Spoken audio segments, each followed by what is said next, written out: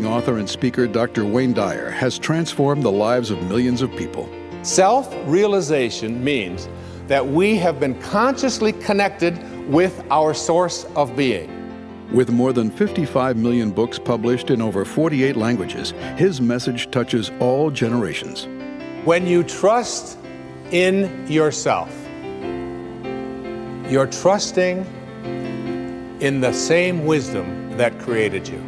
Join Dr. Dyer for an exhilarating exploration of the power of intention, the force that provides each one of us with infinite potential next.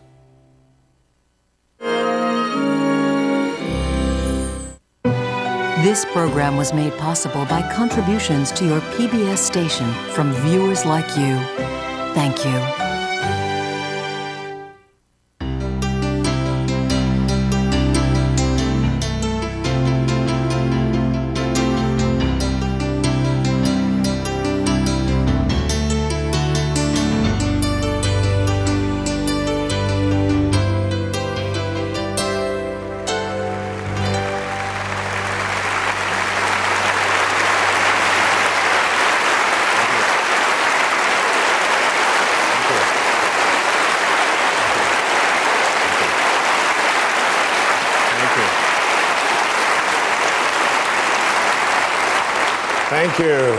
Thank you. Wow, what a beautiful place. So nice to be here, the Majestic Theater in Boston.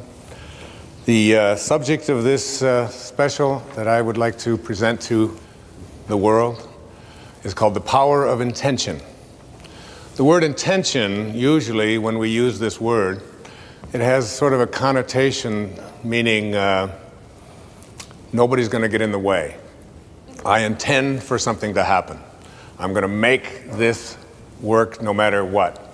Regardless of whatever opposition I encounter, I intend to make it happen. It's like being a pit bull who's got a hold of a tire. Have you ever seen that? And they're just not going to let go. I'm going to have this pit bull attitude that I'm going to make something happen. That's what intention is. I'd like to offer here to you something that may change the way you look at things completely in terms of this idea of intention. Rather than thinking of intention as something that you are going to do, because the implication behind that is that this is the ego. This is the ego at work, and the part of me that says, I am going to make it happen. I've come to a place in my life now at the age of 63 where I finally realized that I don't write the books, that there's an energy that is working through me. Whether you call it source or God or spirit, it doesn't make any difference what you call it. But this energy that is working builds all the bridges and writes all the books and delivers all the speeches. When I was standing back there waiting for the introduction to come out and to begin this program, the words were running through my mind from something I read years ago in A Course in Miracles. It said, if you knew who walked beside you at all times on this path that you have chosen, you could never experience fear or doubt again. If you had this knowing that there was a source, that there was something that was available to you that is responsible for all of it. And in the writing of The Power of Intention, I remember sitting down to start this book on a specific day, happened to have been Pearl Harbor Day, December the 7th. And I sat down and I put my left hand on the table and I just surrendered and I let go and I allowed the words to flow through my heart and onto the page. And I don't write with a computer. I don't have one. Can't afford it. I have 8 children and they all need one for some reason. And I don't have all of the fancy kinds of, I don't even have a typewriter. I just allow the words to come through me onto the page. And as I was sitting there and allowing this to happen, I began to realize that there was something greater going on here. And as the days went by, and as I wrote each day, getting up early in the morning, and I did this years and years ago when I first started speaking. I used to speak with notes and have everything all very carefully written out and so on. And there came a time when I could no longer do that. I just had to speak from my heart, which is exactly what I'm doing here with you today in this program. And when you surrender to this, when you begin to allow this force in the universe to work through you, you begin to realize that everything that shows up here in this world shows up from a source, from a place, from an energy, from a field, whatever you want to call it, and that we and these sort of piddly little egos of ours that believe that we're so important, and whether I get it done right or whether I don't, or whether I get it done on time, or whether he does it or she does it or whatever, all of these details become almost something that occupy too much of the energy of our lives. And when you learn to surrender and to let go and to realize that intention isn't necessarily something that I do, but something that I connect to. And I'd like to share with you here at the opening a couple of observations, a couple of quotes that I came across as I was preparing to write this book. The first of these quotes is from a person who's been a very powerful and important influence in my life. His name was Carlos Castaneda. And Castaneda, particularly in his later books, in his book, The Fire from Within and The Power of Silence and The Active Side of Infinity, he spoke about intention not as something that we do, but as something that we connect to. I included this particular observation of Castaneda's in the writing of The Power of Intention because it was this particular quote that really inspired me to write this book and to produce this program and to be here with you today. And as like everything else in my life, I almost feel as if I'm no longer the one in charge. I don't even know how it was handed to me. And when I read the words, I had them laminated and I wrote them out and I carried them around with me, and ultimately knew I was going to write a book about them, about this idea, and I was going to produce a program about it. And here's what the quote says. In the universe, there is an unmeasurable, indescribable force which those who live of the source, in quotes, of the source, and of the source means sorcerer. Now, not sorcerer in the word, when we think of sorcerer, we think of witches and incantations and all kinds of hocus pocus and so on. That's not what the word sorcerer means. It means of the source, those who live of the source. In the universe, there is an unmeasurable and indescribable force which those who live of the source call intention. And that absolutely everything that exists in the entire cosmos is attached to intent by a connecting link.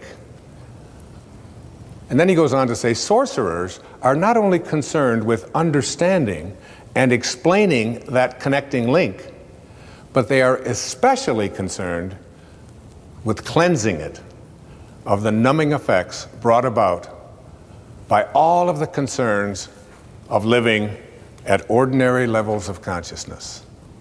Very important and powerful words to consider.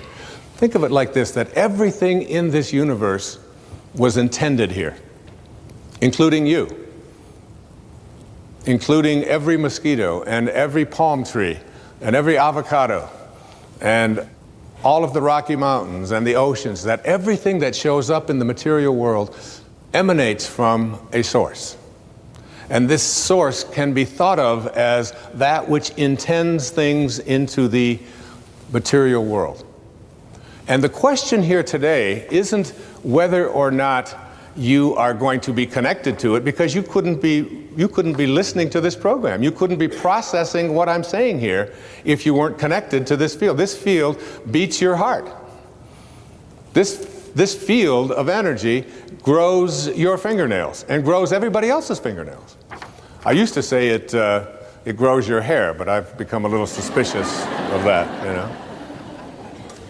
But it animates all life. Now, this is one observation, that intention is what I'd like you to think of when I think about the power of intention. Intention isn't about whether you're going to connect to it. You're already connected to it. The question is, how rusty, how corroded, how dirty is the link between you and this field of intention? And sorcerers are those who are concerned with cleansing this connecting link so that you become more and more in rapport with or in harmony with this field of intention. And the more you're in harmony with this field of intention, the more you are able to do all that this field of intention is able to do. You are able to create miracles. You are able to heal yourself. You are able to attract into your life the abundance that has been missing. You are able to find the right people and have them show up exactly on time. Because that's how the universal source from which all things and all people originated, that's how it works. And what we're going to be doing here today in this program is looking at how to get that link back to intention and to not only be connected to it, but to always be ready to keep that connecting link clean, uncorroded. I came across another quote. Now, Castaneda is considered by many to be a metaphysician, if you will, an anthropologist who got into the world of sorcery and higher consciousness through what we call like spiritual literature and so on. There's another man whose observations I came across that I want to share with you. And his name is Max Planck. Now, you may be saying, who is Max Planck? Max Planck was given the Nobel Prize in Physics many years ago in Stockholm for his work on the atom. He, along with Einstein, was considered to be one of the greatest scientific minds on the planet. Now, these are the people who need hardcore data.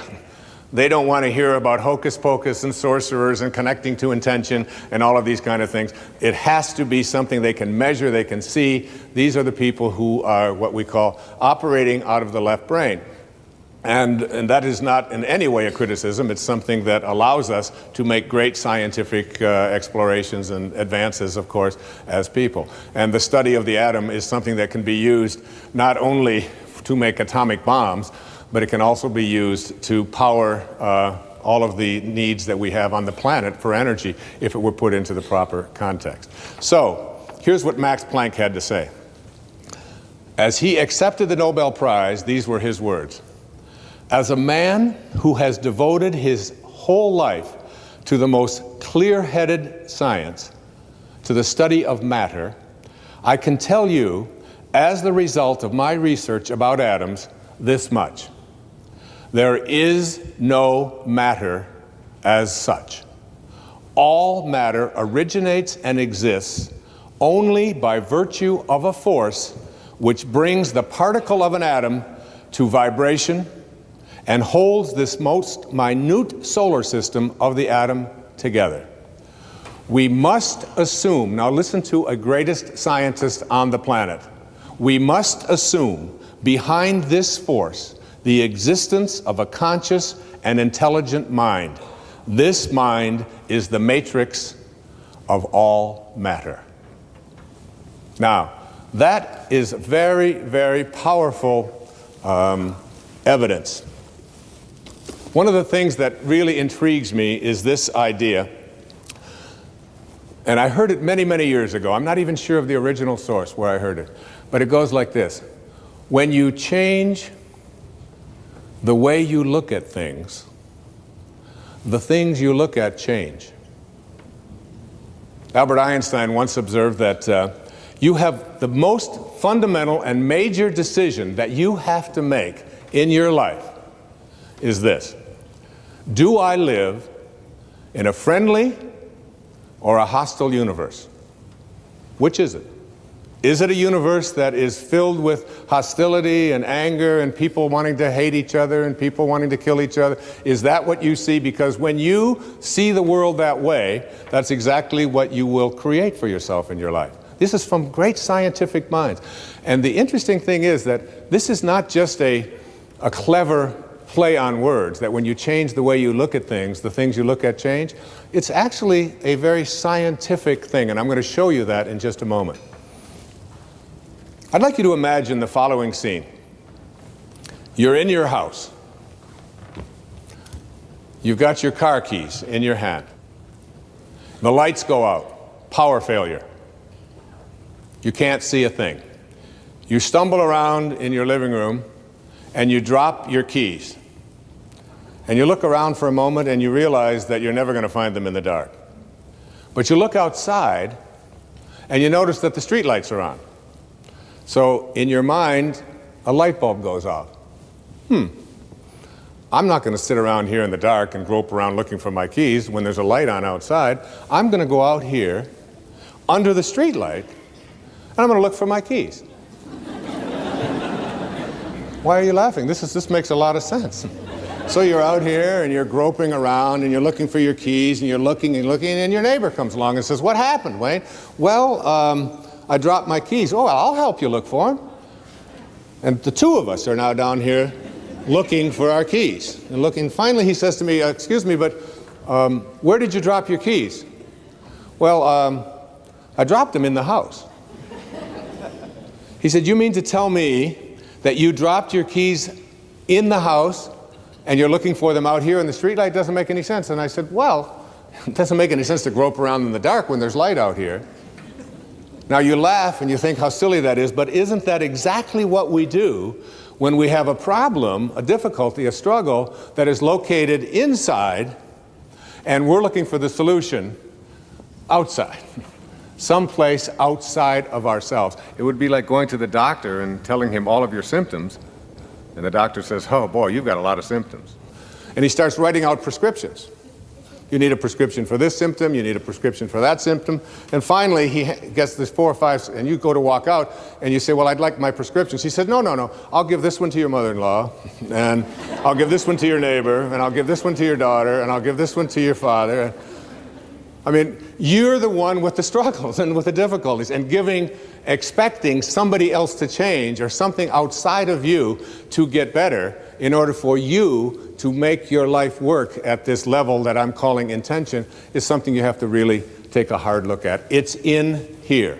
We have to see, the question isn't whether I'm connected to this field of intention. The question is, how ready am I to keep that connecting link absolutely corrosion-free? And I used to ask the question many years ago, from studying philosophy and teaching it for many years, who am I? Who am I? I'm pretty much at peace with that now. I really think that who I am is a piece of the divine source, disguised as an author and a father and a writer and someone who delivers these kinds of talks and so on. It's all a disguise. I remember when someone asked Mother Teresa, "What do you do every day in the streets of Calcutta?" She had a wonderful, profound answer. She said, "Every day I see Jesus Christ in all of his distressing disguises. I see the unfolding of Source, the unfolding of God, the unfolding of Spirit in all that I encounter." And I see it in myself as well. And I see that and know that. That's not the question that bugged me the most. The one that puzzled me the most is, where did I come from? Where did I come from? You ever ask yourself that question? I used to ponder that. I could remember I lived in a series of foster homes for a while when I was a young boy, until I was about 9. And I lay out in Mount Clemens, Michigan, I would lay out on the grass and I would look up and I'd see these endless stars. There was an apple orchard out there. And I could just lie there on my back and I'd just look up and I'd say, where did I come from? Where did I come from? And it's not about reincarnation. I always liked Eleanor Roosevelt's response when they asked her if she believed in reincarnation. She said, "I don't think it would be any more bizarre for me to show up in another lifetime than it was for me to show up in this one." Which always kind of made sense to me. You know? It's hard to figure all of this out. But where did I come from? Where did I come from? So you ask yourself this perplexing question, where did I come from? And most of us, when we think about that question, we come up with an answer. And the answer is, as hard as it is for us to even imagine, our parents did it. It's a tough one. But in one blissful moment, one drop of human protoplasm in some mysterious way collided with another, and life began in this microscopic dot. Now, I can remember years ago, we had 4 children in 7 years. And my teenage daughter, Stephanie, at that time, she had to take on a lot of the helping responsibilities around the house when these babies just kept showing up. And we found out that we were going to have another child. Another mysterious thing happened, and another child was on its way. And my wife and I flipped a coin to decide who would tell Stephanie. And I lost. So I cornered her one day when she was in a really good mood. And I said, honey, you're not going to believe this, but we're going to have another baby. Oh, that's great. And her hands went. Instant pose. This is it. This foot here, this one out here. That's terrific. I said, well, it really is. I said, and you should probably be glad that we didn't have the same attitude that you have when we found out about you. She said, yes, but how do you think it feels? I said, well, why don't you tell me? She said, no, Dad, how do you think it feels to be the only kid in junior high school who has parents who like to do it?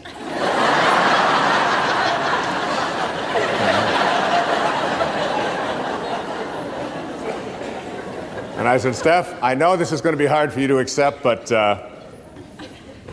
Grandma and Grandpa do it. That is just sick. That's all I do. Off, just storming out of there. Huh? So when we think about where we come from, that sort of is the place that we get to in our hearts. But just go back to that moment for a second and understand that, remember what I said earlier, when you change the way you look at things, the things you look at change. Just keep that idea in mind. Because if you go back to the time of your absolute beginning into the material world, you know that there was a microscopic dot. And this microscopic dot included everything that you needed for this physical journey. And you can't even see it with a microscope. It's just too mysterious and too mystical to even contemplate, isn't it? That something as tiny as you could get 1,000,000 of them on the head of a pin contains everything that you needed for this physical journey. Everything. Your birth was in there. The shape of your eye is in there. Your height is in there. The color of your skin is in there. I hold a hair up on the pillow and I say, and I've had this experience several million times. What held it in yesterday? And you must ask that question, like, what held them up yesterday, don't you? Or why was it black yesterday and it's gray today? Where did that one come from, or whatever? And all of these changes are in this microscopic dot. So what I'd like to do just for a few seconds here is to go back to take the microscopic dot that is your beginnings, in which there's a future pull that is created every face and every body and everything in here and everyone out there watching today. In that one instant miraculous moment, everything that you needed for this physical journey was in there. Too hard to comprehend, you just accept it. So now we take the dot and we look at the dot and we say, let's find the origin of the dot that began me. And you put it under a microscope and you turn up the magnification, and what you see as you turn up this magnification is you see molecules. And inside of those molecules are mostly particles, and these particles are all flitting about, and there's mostly just empty spaces in there. And you take one of these particles out, and we call them atoms. And you put this atom, looking for your source, looking for where you began, and you put it under another atomic microscope, turn up the magnification even stronger, and what do you discover as you turn up the magnification? You discover that it's just more empty spaces and more particles with new names. Protons, electrons, neutrons, croutons, whatever you want to call them, right? We memorized them in junior high school, right? So you take one of these electrons, and you're just looking for your source. Where did I come from? You turn up the magnification on this electron microscope, and what do you see? More spaces and more particles, all flitting about a dance, this huge dance. And you take one of those and you turn up the magnification, and what you have are new particles with new names called quarks. We're now looking at quantum physics, the study of the behavior of matter at the tiniest levels. And we're just looking for our source. So finally we take one of those quarks, and these quarks are really weird.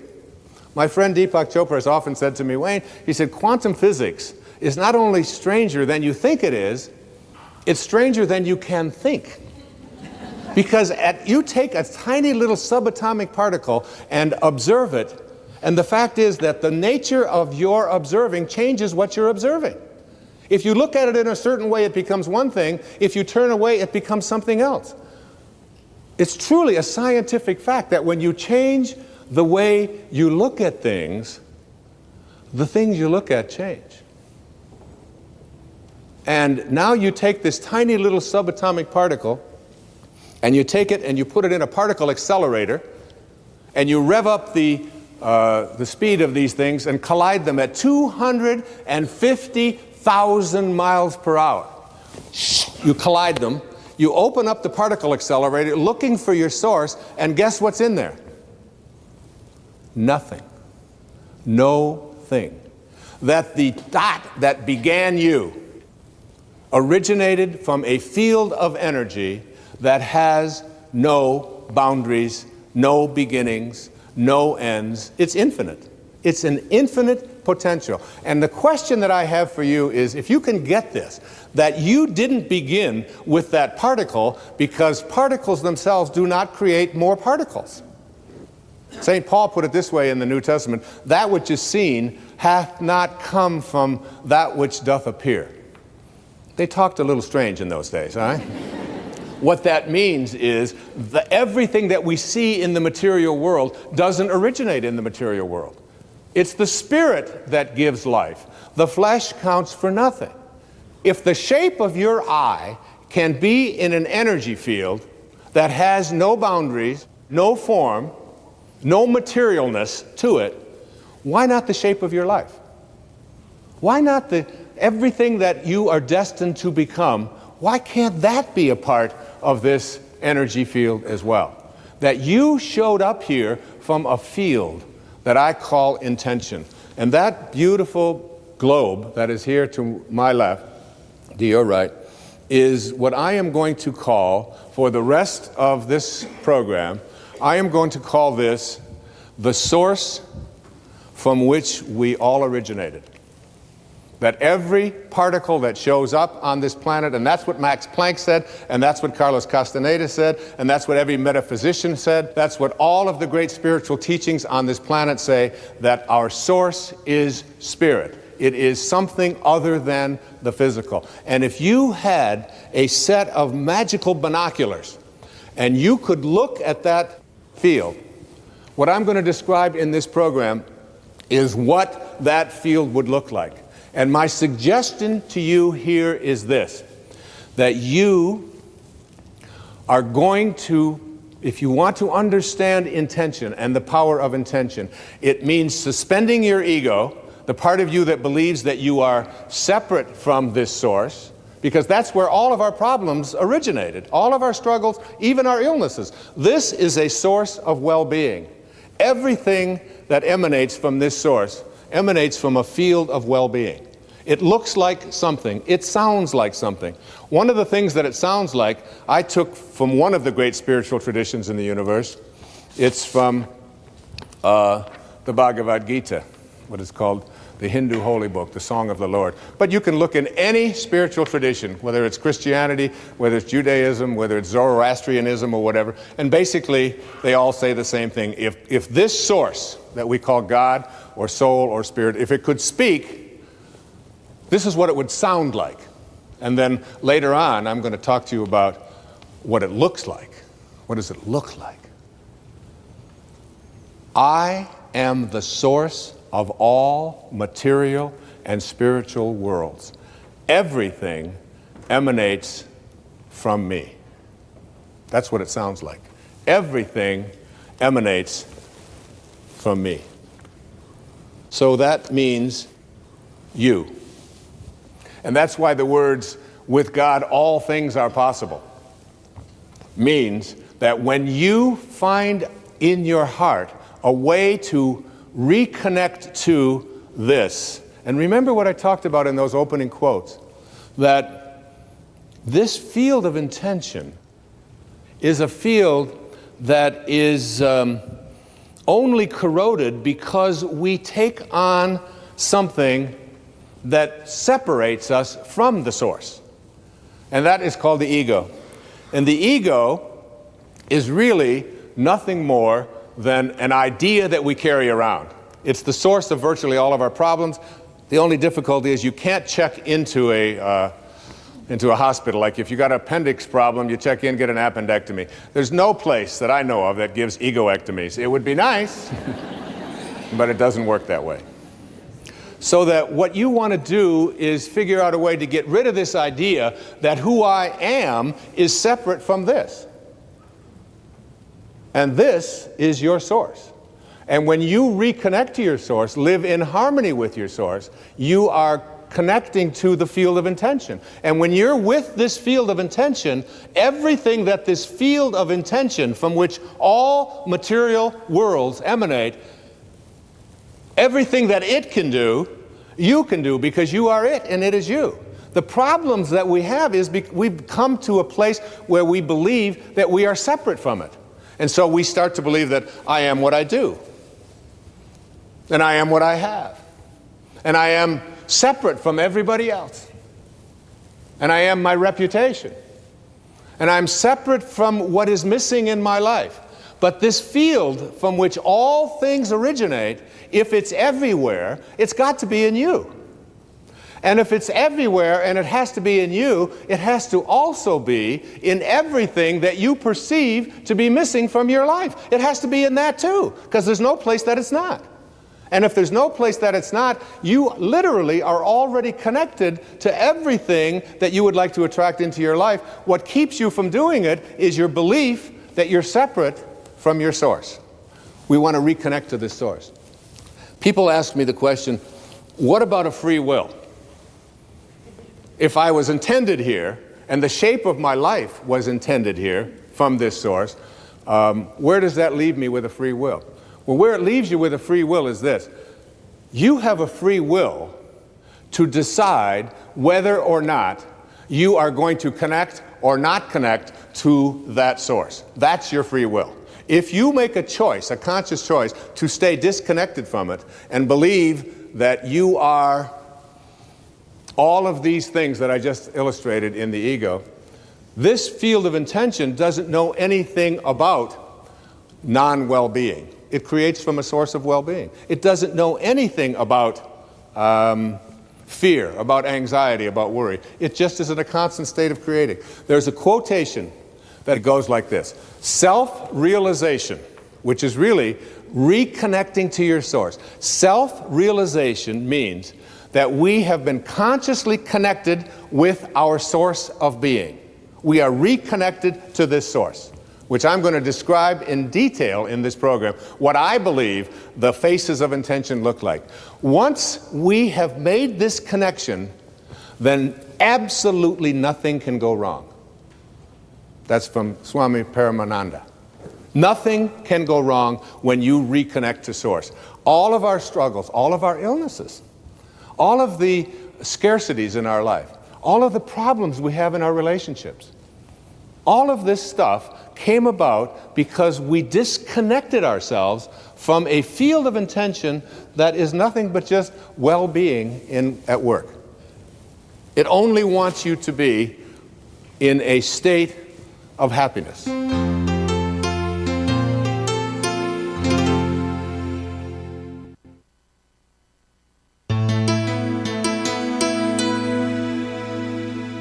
I said in a book that I wrote many years ago called Gifts from Icus, there is no way to happiness.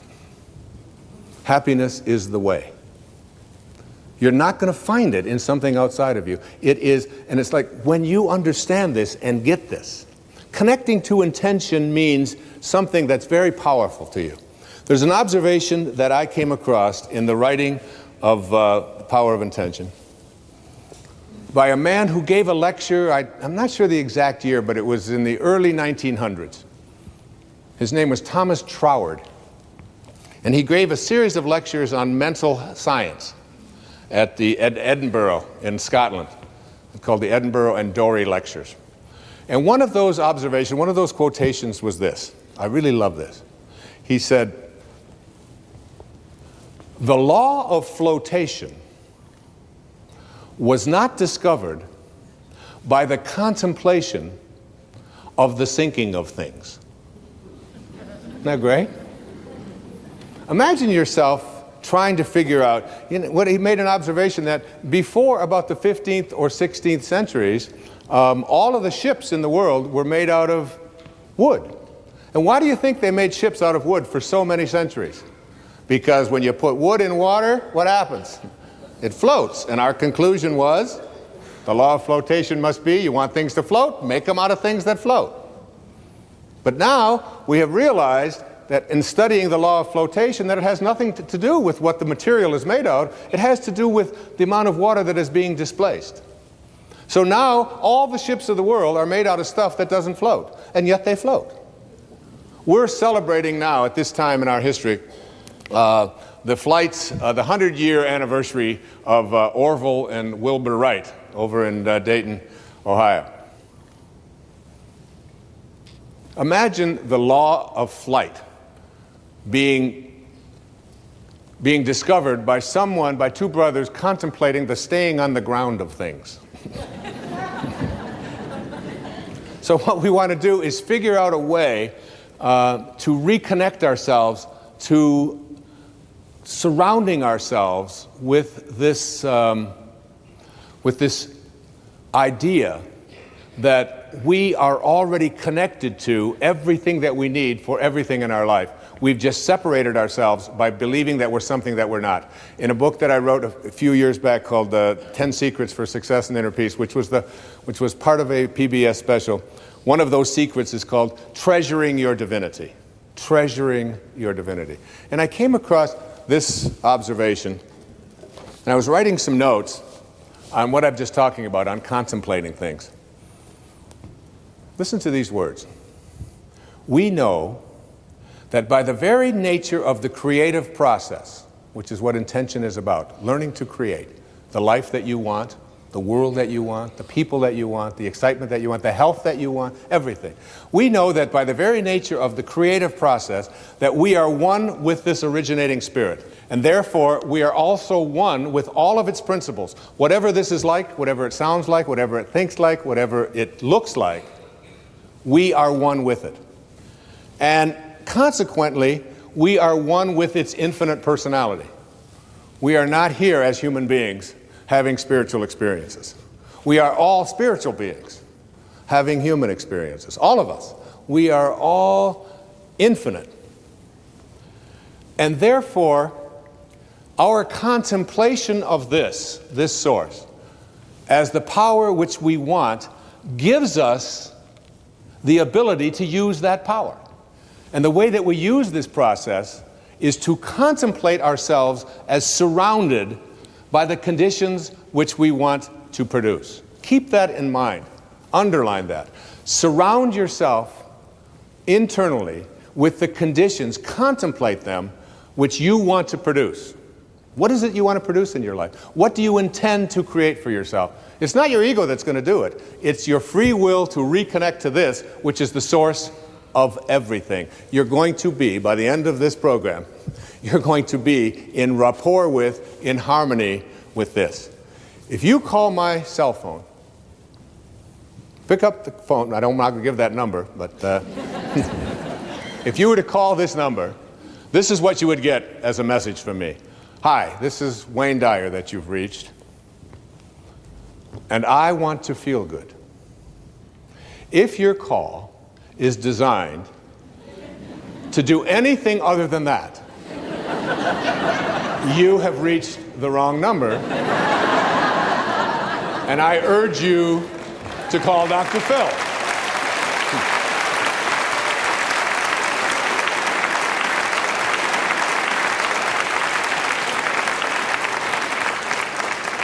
But feeling good is perhaps the most important thing that I can talk to you about here in cleaning up this link. If you open up the Torah, this ancient spiritual text, the Old Testament, and go to the very opening lines, Genesis 1:1, it says, what? In the beginning, God created heaven and earth. Pretty simple. God is infinite. Out of this source came all the material worlds. And then if you read down 31 lines later, it says, and all that God created was good. So good and God are synonymous, aren't they? Good and God, just an O, just one extra O. So that when you say, I want to feel good, as you'll see as this program unfolds, you're really saying, in a way, I want to feel God. I want to feel whatever this beautiful source of all, this divine mind, this source of all things, I want to feel what it feels. Now you might say to yourself, yeah, it's easy to say I want to feel good, but how can I feel good when so much around me is bad? How can I feel good if my sister-in-law has cancer? And how can I feel good if I know that over on the other side of this planet there are people who are starving to death? And how can I feel good if there are people who are poor and I have money, and there are people who are starving? And how can I feel good when my children act in the way that they act? Or how can I feel good? And I suggest to you that when you say I want to feel good, what you're saying is I want to feel God. I want to feel this. I want to connect here. And I want to offer this to you as a very important and powerful piece of advice that came to me years ago. You cannot get sick enough to heal one person on this planet. And you cannot get poor enough to make one person wealthy on this planet. And you cannot get confused enough to unconfuse one person on this planet. No amount of your feeling bad, when you say feeling bad, what you do is you lose your connection to Source. And when you lose your connection to Source, what happens is you create something called resistance. I can't do this. It's not possible. I don't deserve it. It's just not something that I can do. And when you create this kind of resistance, you have emotions. And these emotions become sadness, fear, worry, anxiety. And what I'd like to offer you is a way for you to use these emotions that you are experiencing at any time in your life and use them as a system, as a barometer, as a guidance system to say to yourself, what kinds of thoughts am I having that are keeping me from being in rapport with this field of intention? And at any moment that you're not feeling good, you are attracting exactly the opposite of what it is that you would like to attract into your life. You are using this as a way to keep yourself from feeling God or feeling good. If you are listening to the news, and the news is filled with all of the reasons why you should be depressed, and it's not an accident that then they are sponsored by all of the reasons why you should take these narcotics or these pills or whatever it is in order to get over. So here's some depression, and wait a minute, we'll be right back. Here's a way out of it, okay? I saw a commercial the other day. I don't even know what it was for. Some guy gets up in the morning, and he's going out to get clams. And he's going out clamming in the morning, and he's successful at getting the clams. He walks off, and he's got his clams. And I think, and then they say, call your doctor to see if you need some of this clam-finding miracle drug. There's a drug out there that'll help you find clams if this happens to be one of your problems. All right? And there's something out there, and now we're being told to call our doctors. Do I need the orange pill, the green pill, the purple pill? Do I need this one? I saw so-and-so reading it, and she was skating on the ice, and I want to skate on the ice and do it. And it's like it's an endless progression of this. It's one of the reasons that I put so much of my energy into public television. Because when I watch the evening news, when I watch Jim Lehrer on the evening news on PBS, which is the only news that I watch, I don't get bombarded with all of the reasons why, and I also get sort of either side of this thing. I don't just get a one-sided view of it. And it's like, it's an energy system. I'd like to say to you here that my idea about connecting to intention has certain obstacles to getting there. And I just want to very briefly go through what those obstacles are and then move into what it is that you need to do to understand what this field looks like and what you can do to stay connected to it. Keeping in mind these words, I want to feel good. I know my beautiful daughter, who will be singing in a little while, Sky, she was working on a music project. And she had come to me and she said, she was going to school at the University of Miami. And she said, Dad, would you mind if I dropped out of school?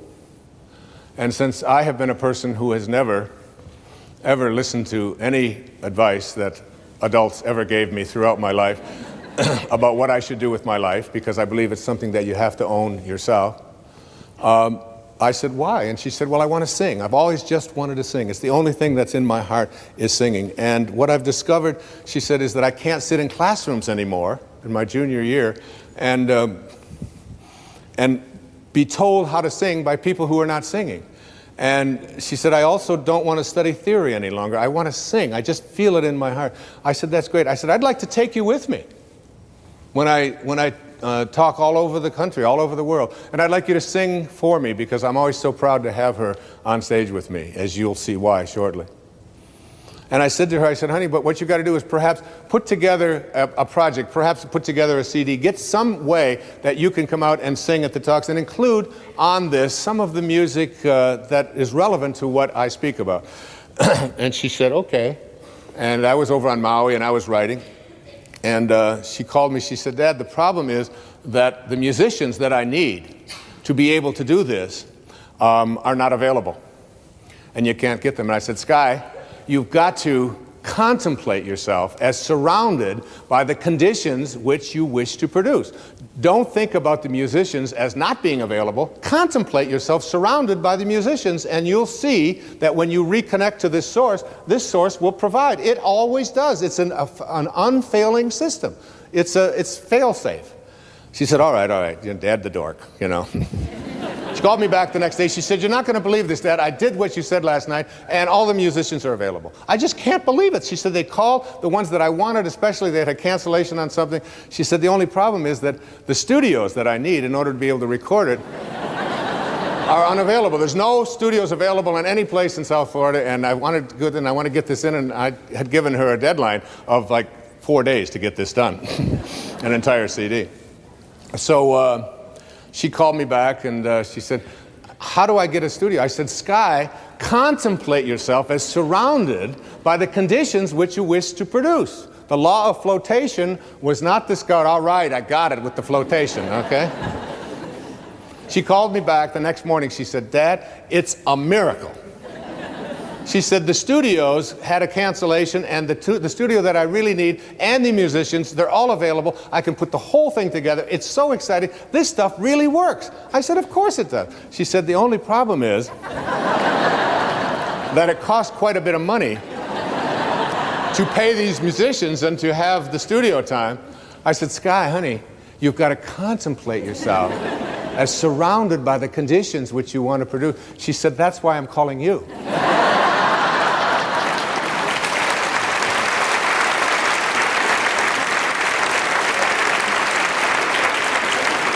And I said, but honey, I want to feel good.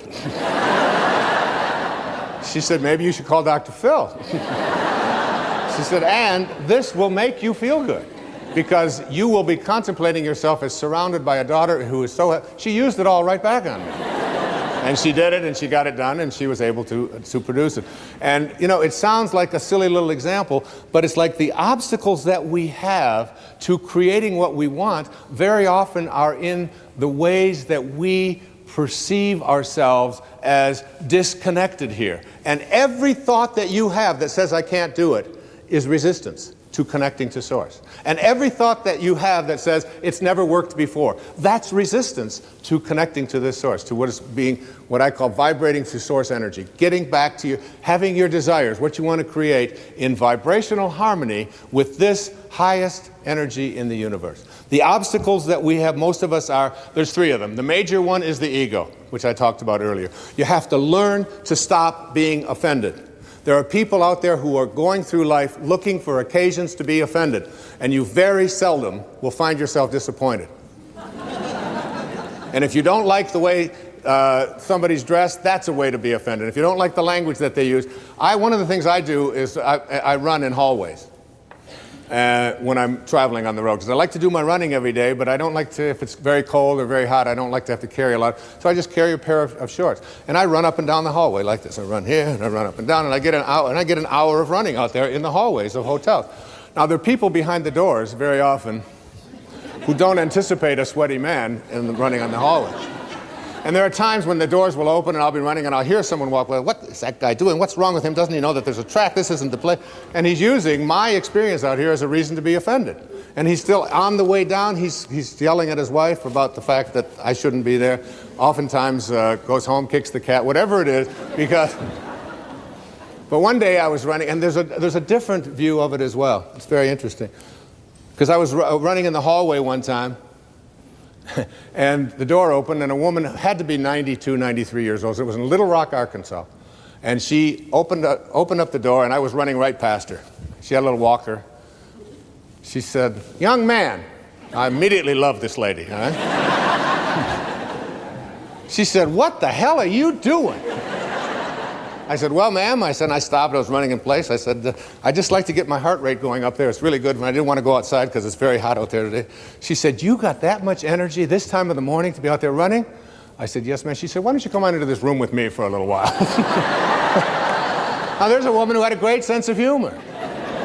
With the same, she wasn't looking for an occasion to be offended. How many times do you find yourself doing that? Or stopping yourself from feeling superior, or from needing to be right, or from needing to win, or from needing more, or to achieve, or to be concerned with your reputation. All of these have nothing to do with Source energy. All of that has to do with this identity that you've taken on that says, I am, all of these accomplishments are what I do. That's one. The second of these obstacles is what I call the energy of your life. Everything in the universe has energy. Everything. That's why I promote a book so powerfully called Power versus Force by David Hawkins, a medical doctor out in Sedona, Arizona, where he talks about the thoughts that we have and how you can use kinesthesiology. You can just use muscle tests to determine whether something works or doesn't work for you, and whether it's strong or not. And every thought that you have, and he has compartmentalized all of these different thoughts. And it's like he even suggested that the music that we listen to has energy in it. The photographs that we have hanging in our home, the prayers that we have, and the television shows that we watch. There is very low energy out there. The average child in America has already seen 12,000 murders, simulated murders, in his living room on cable and commercial television before his 14th birthday. Imagine. 12,000 simulated murders. You never see that on public television. That's why I'm here doing this for public television. Because it's a place where you are not allowed to send that kind of energy out. So my son, I was over on Maui, and we were there for the summer, and all of a sudden I hear this crazy music playing throughout the whole place. And it's some kind of gangster thing and wanting to kill people and loud swearing and all of this. I said, "Sands, what is this? What are you listening to?" He said, "Dad, it's really cool, man. This is rap. This is really, it's like, 16, I said, "Go get the CD." And this is something that I read in Power versus Force.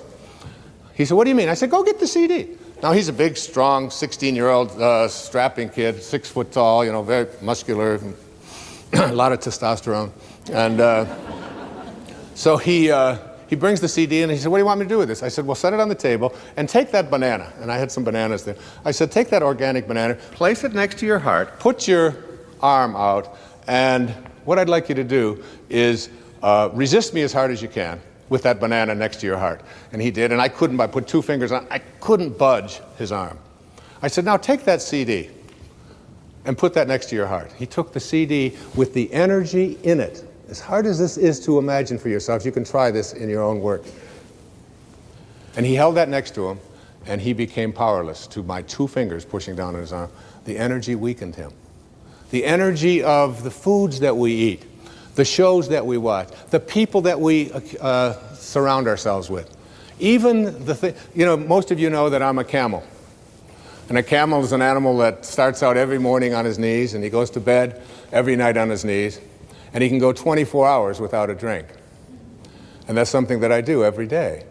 I go 24 hours without a drink. And it isn't because I labeled myself as an alcoholic or anything like that. I was told by a very powerful and important teacher that if you want to reach the levels that I would like you to be able to understand, where you can literally do a somersault into the inconceivable and see yourself as capable of attracting and healing and being able to create abundance, if you want to be able to be all that you can be, he said you've got to stop putting substances into your body that are deteriorating the body and deleterious to the health of your body. And he said alcohol just happens to be one of those things. So I don't take a particular moral position on it. I did it because I didn't want that energy into my life. So look at the energy of your life, the places that you accumulate, the friends that you have, the people that find fault with what you're doing. Look at all of the way, even a simple little thing like feng shui, which is a Chinese form of how you arrange the furniture in your. It's so cool. But I've got a lady who works with me over in Maui, and every time I go away, she'll come back and she'll have this thing moved over here and this thing over there, and I'll say, but I like this here. This is where I shave. No. The feng shui of that isn't quite right, and you don't want to have a red next to it. I just listen to her. My place is one of the most pleasant and beautiful places. Of course, having it on the ocean has a lot to do with it as well. But I believe that energy is in everything. Change the energy of your life and reconnect to the energy of spirit. Spiritual energy is healing energy. Spiritual energy, as you'll see, is the energy of abundance.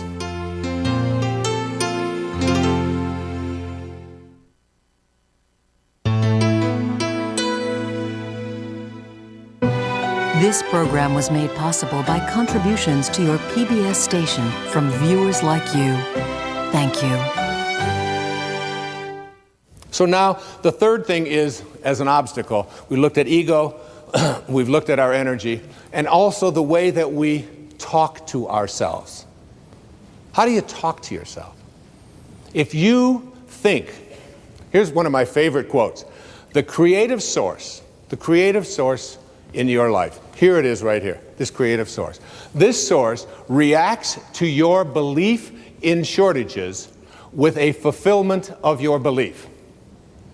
If you believe there's shortages out there and you can't attract them into your life, now this is a source that is unlimited abundance. It just is a constant state of creating. It's always creating, okay? So it doesn't know anything about shortages. If you come to this source with a belief that there are shortages in terms of your life, it will fulfill your belief. If you believe that you can't be healed, that it's just impossible for you to be healed, if you believe you can't be happy, if you believe that you have to be miserable, if you believe that you can't attract the right person, if you've got something that you want to fund, some project that you want to fund, and you can't get it funded, and you come to this source with a belief in shortages, it will fulfill your belief. It only knows how to be. Remember what I said earlier, you are at one with this, and you are also at one with all of its principles. And you have to contemplate yourself as connected to, in harmony with, in rapport with this. It's like there's a game that's been on television for years. It's called the match game. And this match game is it's a fun little game to watch because you get people who you really think know each other, and they say something and they try to match it up. You want to get into a match game yourself. And the match game you want to be into is one in which you match up with this source. You're going to always try to be matched up with that. What I'm asking you to do in this program, in an understanding intention and the power of intention, I'm asking you to see yourself at every moment of your life when you're having a thought, when things aren't working, when you're not feeling well, when the right people aren't there. You could say something to yourself. I heard people say this, I tell people always, think from the end. Think from the end. So I was talking to a man one day down where I work out in the gym, and I said to him, he's been sick, he's got nose running, he's got, Snoopy's running out of his nose, he's got, it's disgusting. And I said, how long have you been sick, Marty? You will never believe this answer. He said, in 3 weeks, it'll be a month.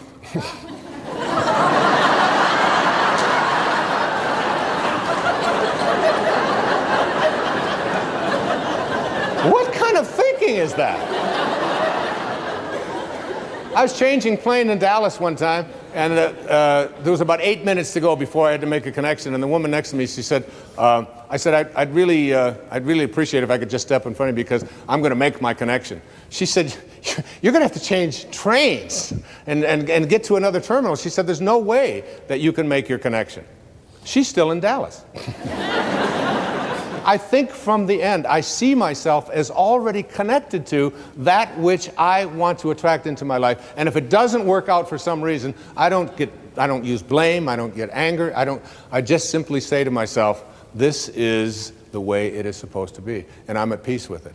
I choose to be at peace because this is peace. You want to watch the resistance. What kind of self-talk do we have? If you think about what is missing in your life, and you talk to other people about what is missing in your life, and you share a lot with what's missing in your life. I'm missing the right person. My soulmate has never showed up, I'm missing the money. I don't have them. And you talk about all the things that are missing in your life. Here's your connection to Source. Remember, you're always connected. The question is, are you ready to stop living at ordinary levels of consciousness? Are you willing to live at a spiritual level of consciousness in which you are in rapport with that which provides everything? So if you're thinking about what's missing and you go to this universal source asking to have fixed what is missing in your life, you'll have your belief in what's missing continue to be refocused for you. In the Old Testament it says, as a man thinketh, so is he. If you think about what is missing, don't be surprised if you keep attracting what's missing into your life. If you think about what always has been, then don't be surprised if what always has been is what keeps showing up in your life. Because thoughts are energy. And the thought of it's always been this way and there's nothing I can do, resistance. What emotion am I feeling? Frustration. I want to change that. What is my guidance system? I'm going to see how in harmony am I with this energy of Source, with the energy of intention. How in harmony with it am I? The source of all doesn't know anything about things being missing. There's nothing missing in this universal source. And you emanated from that. You are a piece of that. If you're always thinking about what they want for you, and there's no shortage of them, they're called relatives. I'm going to write a book someday that's going to be called Your Friends Are God's Way of Apologizing for Your Relatives.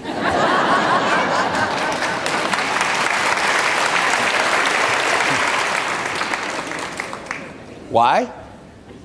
Because, by the way, I gave this same talk to your relatives and they applauded even louder. Okay? Because a friend is someone before whom you can think aloud. A friend is not someone who makes demands on you and tells you what you should be doing or what you shouldn't be doing. There are very often, because we believe that we're related to people, we have talk, and then what happens with us is that we start talking to other people about what they want for us. And we despise what they want for us. We get angry at them for even wanting that for us, and then we get surprised when what they want for us keeps showing up. See, self-actualizing people, Abraham Maslow once said, the difference between self-actualizing people, the highest functioning people, and everybody else is that self-actualizing people must be what they can be. Self-actualizing people must be what they can be. What can you be? What can you be? And I'd like to suggest to you that if you look, I'm going to take a pair of magical binoculars now. And I'm going to take these binoculars and I'm just going to assume that I am now looking through these magical binoculars at my source, where I came from. The question I asked at the very beginning, where did I come from? The answer to that is, I came from a field of energy, and a particle was formed out of that field that became everything I needed for this physical journey. My birth and my death were all in there. My height, the color of my skin, the hair falling out, all of the things that are taking place in this physical body were all handled there. But they were also handled before that source hit the world of material. And when I shift and understand that what I came from, what I'm looking for here, I'm looking to see, what does it look like? What does this look like? I call these in the book, in The Power of Intention, I call them the faces of intention. The 7 faces of intention. And any time in your life when you are not in harmony with these 7 faces, you are stopping the miraculousness, the miracle, the mystical mystery that you are, that not only decided the shape of your eye before it became a particle, but decided the shape of your life as well. You came here from a field of energy that has no limits. The first of these 7 faces is called the face of creativity or creation. And I suggest to you that there's an intention, and intention is one of the chapters here. It is my intention to live my life on purpose. Here is the source. So beautiful. This is where I emanated from. And this source is always creating. And you, as a being who has emanated from that but has taken on an ego, has what I call summoning power or pulling power. You can pull from this source and be what it is, or you can have resistance to it. How much summoning power do you have? How much of this source are you able to summon? When you are on purpose and creating in your life, one of the great teachers in my life was a man named Patanjali. And he had an observation about being in spirit. The word in spirit creates a word called inspire. And Patanjali put it this way. He said, when you are inspired, in spirit, when you are inspired by some great purpose, some extraordinary project, all of your thoughts break their bonds. Your mind transcends limitations. Your consciousness expands in every direction, and you find yourself in a new and a great and a wonderful world. And then he said something so powerful. He said, dormant forces, like forces that you didn't think were accessible to you, dormant forces, faculties, and talents come alive. And you discover yourself to be a greater person by far than you ever dreamed yourself to be. Those words bring tears to my eyes. They're so powerful. When you are inspired, when you are in spirit. When you're in spirit, you are creating. When you are creating, everything is working. My teacher in India one time, Nisargadatta Maharaj, said, when he was asked the question, there's wars going on in Pakistan, there's people having difficulties here, there's people dying, there's starvation. How can you say that I can heal myself, and how can you be at peace when you see all of this going around? And you know what he said to his devotee? He said, in my world, nothing ever goes wrong. What a powerful idea that is. You can't get sick enough to heal those people who are sick around you. You can't get poor enough to take care of the lack of abundance in so many people's life. The only thing you can do to help that, as I'll be talking about a little later, is to connect to this. You know, when I was 19 years old, I joined the Navy right after high school in 1958. And I was going overseas to connect to my ship after having gone to school. And I was standing at the dock boarding a ship called the USS Vega, which is a refrigerator ship, which was taking me across the Pacific Ocean in 29 days to meet the USS Ranger, an aircraft carrier, at that time the largest ship in the world, and I was assigned to it. And it was docked in a place called Yokosuka, Japan. And I took a boat, this refrigerator boat, over to Sasebo, in southern Japan, got on a train, 19 years old, and was going to catch my boat 29 days later. 19-year-old kid. And as I got on the boat, never having been on such an adventure before, my Uncle Bill, who was a school teacher in Hayward, California, one of my heroes, one of the reasons why I'm here today is because of my Uncle Bill Volek, he handed me a book. And it was a collection of short stories by a man named Leo Tolstoy. He said to me, as he handed it to me, he said, read The Death of Ivan Ilyich by Leo Tolstoy. And The Death of Ivan Ilyich is a story of a man very quickly who was a judge in Moscow. And he went back and forth every day to work, and he hated his work, and he hated his life, and he hated his wife. And he hated everything about what he was doing, and yet he still pursued it. And he got to the end of his life, and he was lying on his deathbed, and he looked up at his wife, who was holding his hands, and he looked into her eyes. And I was 19 when I read this, and it still gives me goose flesh. He said to her as he died, "What if my whole life has been wrong?" And I took out a pad of paper, and I wrote down my first of my 10 secrets for success in inner peace. And I started a journal at that time, and it said, "Dear Wayne, don't die with your music still in you. Don't die with your music still in you." I would suggest to you, if you are not creating, and if you wonder what your purpose is, and so many people wonder, what is my purpose? And they talk about, I don't know what my purpose is. You know what that is? Your thoughts about your purpose are your purpose trying to reconnect to you. Like if you want to quit smoking, and people say, oh, it's such a hard thing to do. Well, of course, that's resistance. And then, you know, who wants to do hard things when easy things like smoking are available? But if you, and people say, well, I've been thinking about it. I said, keep thinking about it.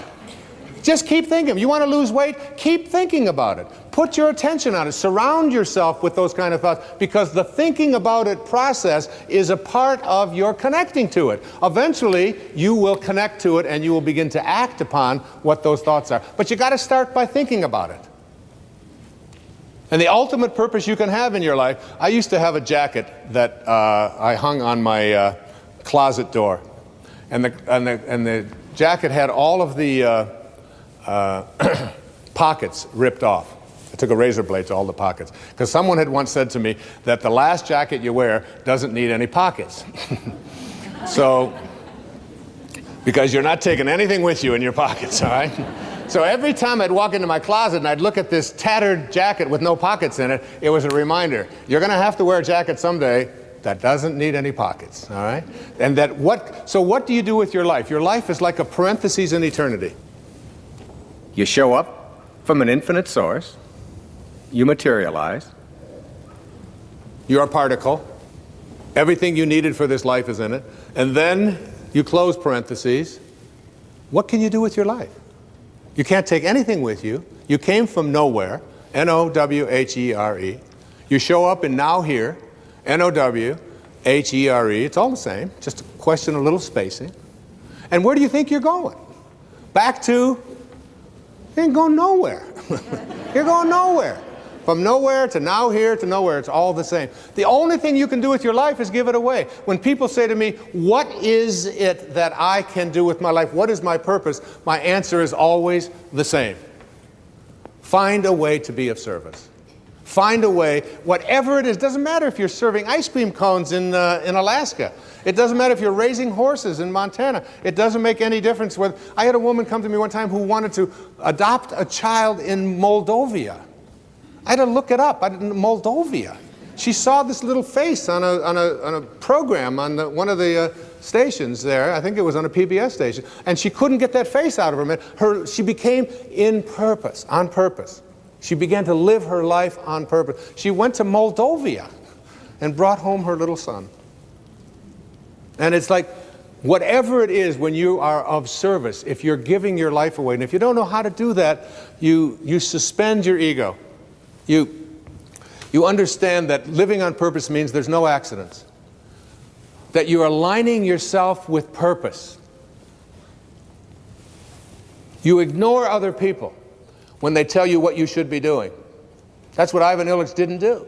You just ignore it. You don't have to have a fight about it. You can say, thank you for sharing. I appreciate that. It's very helpful. I've never thought of that before. I'll consider that. That's how you handle all conflict. Can I join up with this source energy or can't I? As soon as you start striking out, you're off of purpose. You have to contemplate yourself surrounded by the conditions you want to produce. That's the first phase of intention.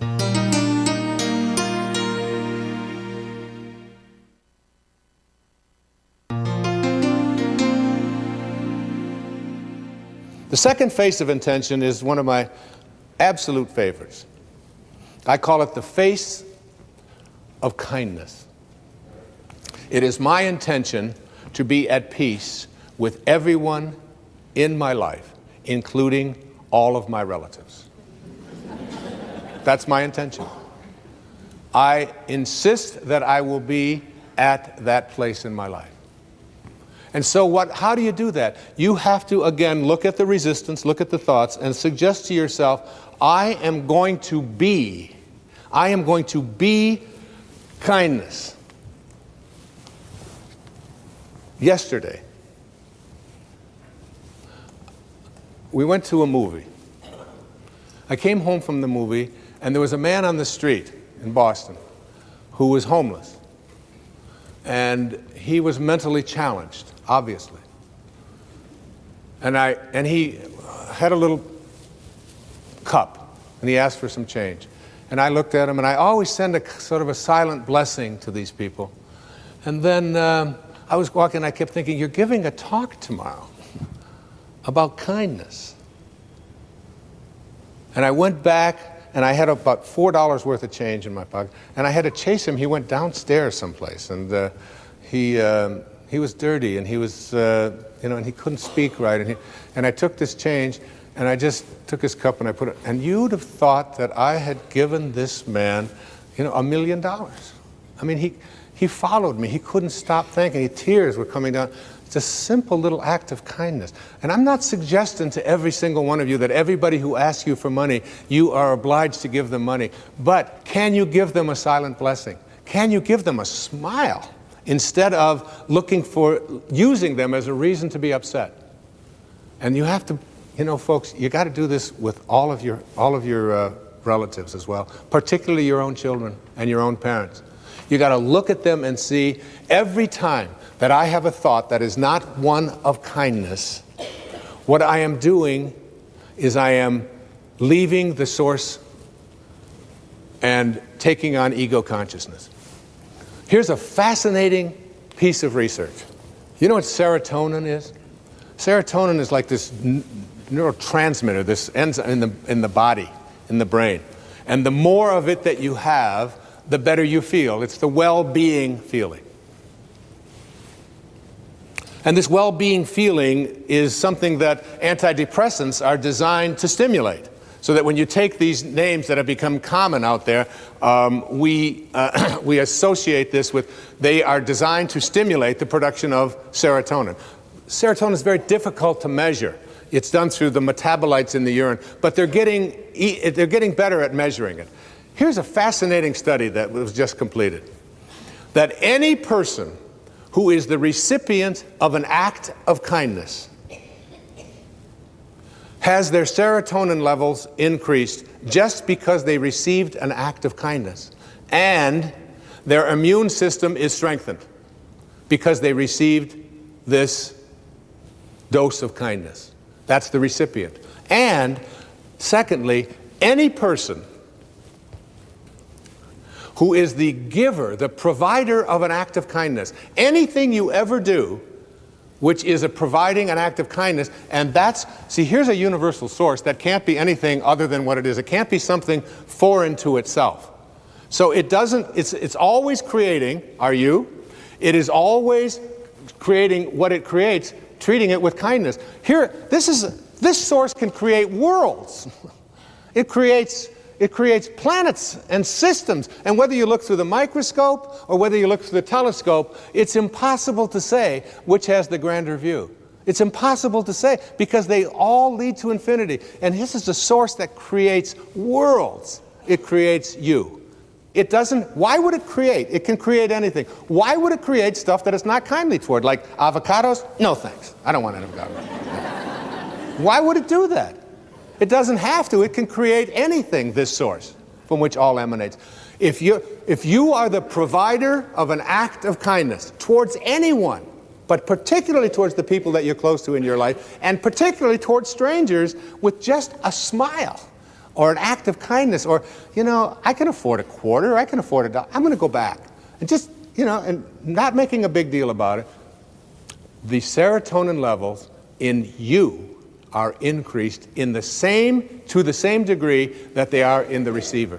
And so is your immune system strengthened. You want to strengthen your immune system? Be kind. But even more dramatic than that, I get excited about this. Because this is what blows me away about it, is that the observer of an act of kindness, has their serotonin levels and their immune system strengthened just because they're in the energy field of someone who is displaying kindness. When you see someone being kind to another person, it's like a dose of an antidepressant. It's like a serotonin rush. Very often in my talks, and I'll ask, who is the person out there in the audience who had someone buy your ticket because you couldn't afford it? And you couldn't afford to come here, and they paid your way to get here. And they just wanted you to be here because they felt it was so important that you be there. And someone will always raise their hand, I'll bring them up, and I'll say, so what did they spend? And they'll say, $100. They gave me $100, and they couldn't even afford it themselves. And I'll reach in my pocket, and I'll hand her the $100, and I'll say, could I extend to you this kindness back so that you can repay that person? And everyone, you can see teeth that you couldn't see for the previous hour. Everybody is smiling and laughing and happy and excited. And it cost me $100. You know how much antidepressant you'd have to take? That's $10,000 worth of pills, and you got to call your doctor. Do I need the purple one? I want to get some clams. I don't know if I'm going to get every act of kindness. Let me share with you a story. It's a story that I included in The Power of Intention. It's a story that I want to share here with you today. It is one of the most beautiful, and it's a true story as well. It goes like this. I call it the Shia story. In Brooklyn, New York, this is titled, Where is God's Perfection? In Brooklyn, New York, CHUSH, C-H-U-S-H, CHUSH is a school that caters to learning disabled children. Some children remain in CHUSH for their entire school career, while others can be mainstreamed into conventional schools. At a CHUSH fundraising event, a dinner, the father of a CHUSH child delivered a speech that would never be forgotten by all who attended. After extolling the school and its dedicated staff, he cried out, "Where is the perfection in my son Shia? Everything God does is done with perfection, but my child cannot remember facts and figures as other children do. Where is God's perfection here?" The audience was shocked by the question and pained by the father's anguish and stilled by the piercing query. "I believe," the father answered, "that when God brings a child like Shia into the world, the perfection that he seeks is in the way people react to this child." He then told the following story about his son Shia. One afternoon, Shia and his father walked past a park where some boys Shia knew were playing baseball. Shia asked his father, "Do you think they'll let me play?" Shia's father knew that his son was not at all athletic and that most boys wouldn't even want him on their team, but Shia's father understood that if his son was chosen to play, it would give him a sense of belonging. And as you know, Maslow's highest level of consciousness is on that pyramid is a feeling of belonging. And Shia never felt that way. Shia's father approached one of the boys on the field and asked if Shia could play. The boy looked around for some guidance from his teammates, and getting none, he took matters into his own hands. And he said, "Well, we're losing by 6 runs, and the game is in the 8th inning, I guess he can be on our team, and we'll try to put him up to bat in the 9th inning. Shaya's father was ecstatic as Shaya smiled broadly. Shaya was told to put on a glove and go out to play in center field. In the bottom of the 8th inning, Shaya's team scored a few runs, but they were still behind by 3. In the bottom of the 9th inning, Shaya's team scored again, and now with 2 outs and the bases loaded, Shaya was scheduled to be up with the potential winning run on base. Would the team actually let Shaya bat at this juncture of the game and give away their chance to win? Surprisingly, Shaya was given the bat. Everyone knew that it was all but impossible because Shaya didn't even know how to hold a bat, let alone hit with it. However, as Shaya stepped up to the plate, the pitcher moved in a few steps so he could lob the ball in softly so that Shaya would at least be able to make contact with the ball. The first pitch came in, Shaya swung clumsily and he missed. And then one of Shaya's teammates came up out of the dugout, and together he and Shaya held the bat and faced the opposing pitcher, waiting for the next pitch, the two of them. The pitcher again took in a few more steps toward Shaya so he could toss the ball even more softly. And as the pitch came in, Shaya and his teammate together swung the bat, and together they hit a slow ground ball to the pitcher. The pitcher picked up the soft grounder and could easily have thrown the ball to the first baseman. Shaya would have been out, and that would have ended the game. But instead, the pitcher took the ball and threw it on a high arc to right field, far beyond the reach of the first baseman.